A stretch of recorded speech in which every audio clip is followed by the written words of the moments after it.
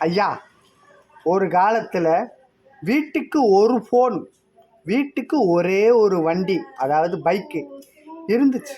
ஆனால் எப்போ bank card, Aadhaar card, சிம்பிளாக ஒரு அமௌண்ட்டு கட்டிட்டு என்ன வேணால் வாங்கலான்னு ஒரு சட்டம் வந்துச்சோ, இன்றைக்கி வீட்டுக்கு 3 பைக்கு, 4 செல்ஃபோன், இது பத்தாதுன்னு ஆட்டோ, காரு, பைக்கு, இன்னும் என்னென்னமோ வீட்டுக்கு தேவையான பொருள், washing machine, fridge, AC, LED TV எல்லாம் கடன்.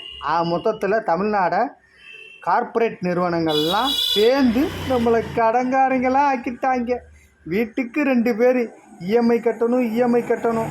சோத்துக்கு வழி இருக்கோ இல்லையோ, இஎம்ஐ கட்டுறதுக்கு கண்டிப்பாக நம்ம வழி தேடியே ஆகணும். பார்த்துக்குங்க, என்ன வருமானம் வருதோ அதுக்கு தகுந்த மாதிரி வாழ்க்கையை நடத்த கற்றுக்குங்க ப்ளீஸ். இல்லைன்னா